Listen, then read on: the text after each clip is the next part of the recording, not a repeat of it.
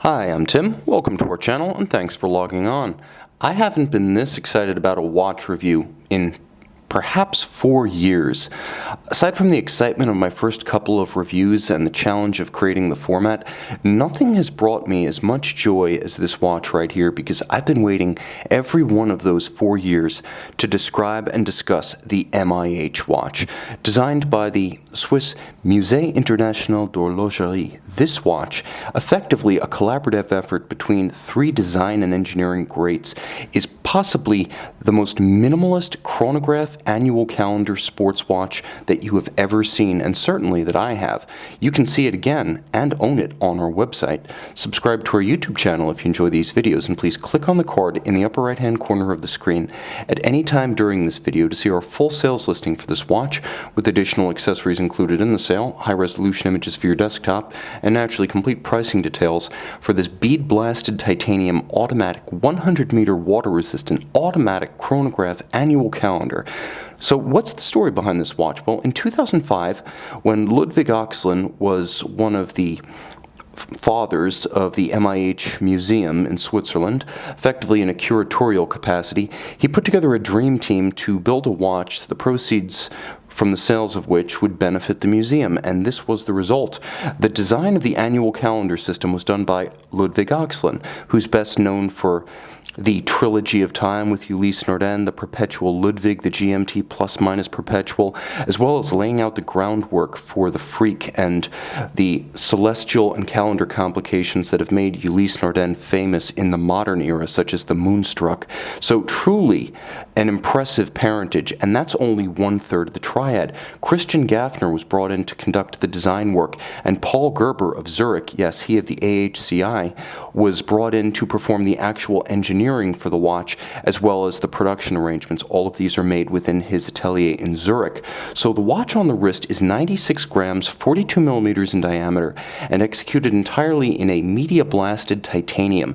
The watch is thick. There's no getting around that. It's 14.8 millimeters thick, but it will slide underneath a suit jacket cuff. From lug to lug, the watch is incredibly short across the wrist at 44.7 millimeters. This is one of the few 42 millimeter watches that I could recommend for a wrist as small as 13.5 centimeters in circumference. If you can wear a 36 millimeter Rolex Datejust on a strap, you can wear this. Now, I will show you just how short cropped those lugs are. In profile, they're almost comically short, and you'll note other refinements that are exceptional. Note the lack of any daylight between strap and case, as well as the ability to pull the strap straight down. Usually these are mutually incompatible, as closing the gap between strap and case will cause a rubbing of the two and a lack of flexibility and thus flare to the strap.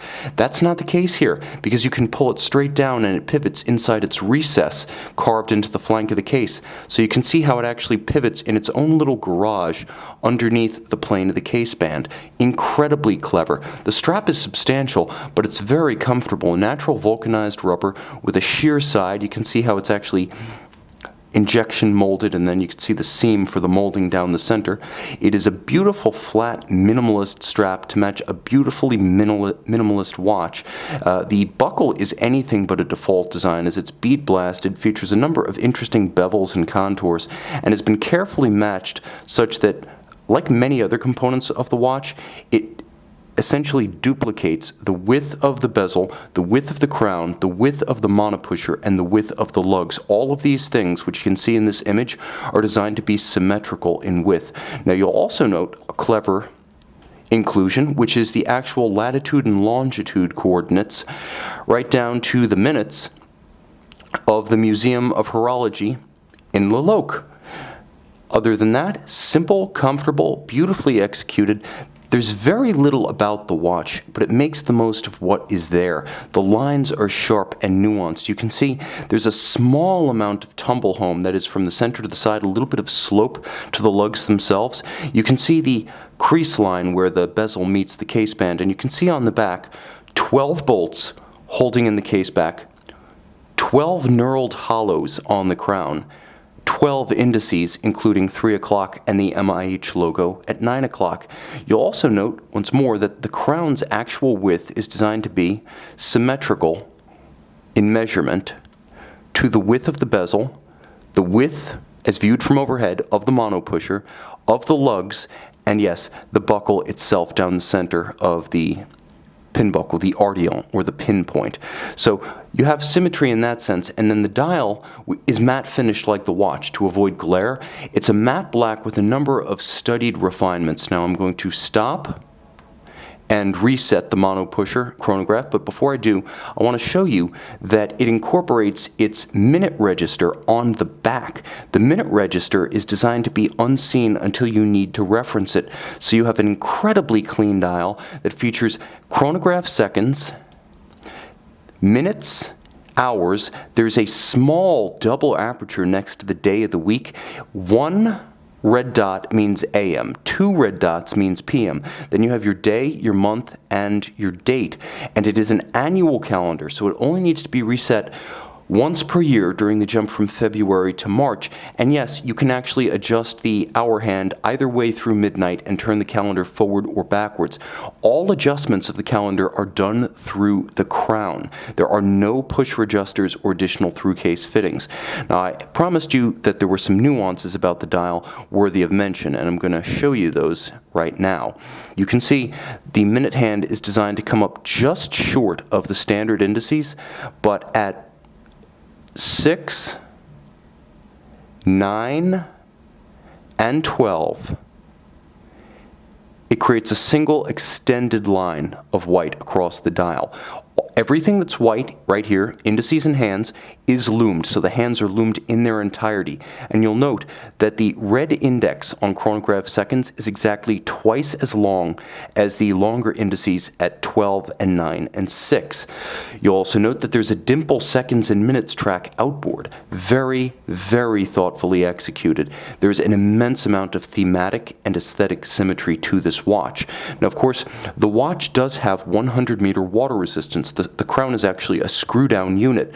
So this is a true sports watch in every sense. Made of titanium, 100 meters water resistant, weighs only 96 grams, a rubber strap that'll fit any wrist, ergonomics to fit any forearm size, and absolute legibility. Stay tuned to the end of the video for a loom shot, because it is definitely worth your while to see it. Now, what's inside? Well, it's a Valshoes 7750 highly modified by Ludwig Oxland's design concepts and Paul Gerber's manufacturing. Again, built in Zurich at Gerber's manufacture.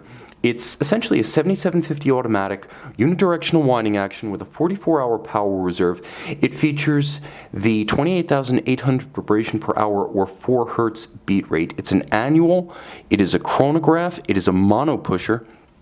And if I were to activate the chronograph, you would note that it doesn't start because the watch also features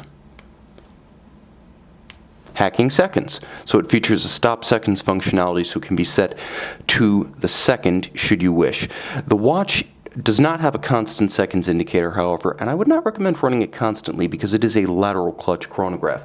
That said, every other aspect of this watch is so brilliant, it's almost as if you can forgive any peccadillos. Is it a little bit too thick? Perhaps a bit.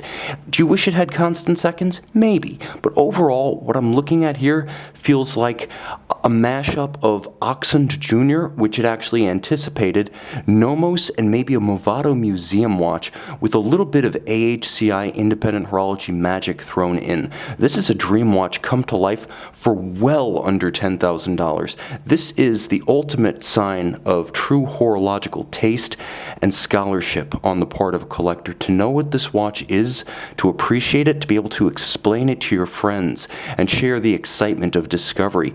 These watches, incredibly difficult to obtain, are generally sold through Embassy, their only vendor globally, and only about 80 to 100 are manufactured on an annual basis. So even if you add up every single example made since 2005, if they maxed out production of 100 every single year, you're still talking about fewer watches than Richard Mille makes in a single sales season.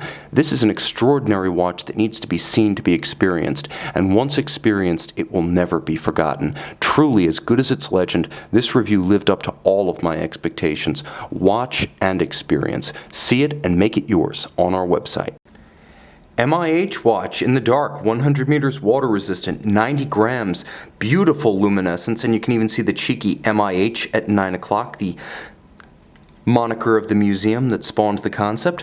Of course, the watch brilliant at night, a sports watch through and through, and with only 9 pieces used to create its annual calendar, a mechanical engineering marvel. See it and own it on our website.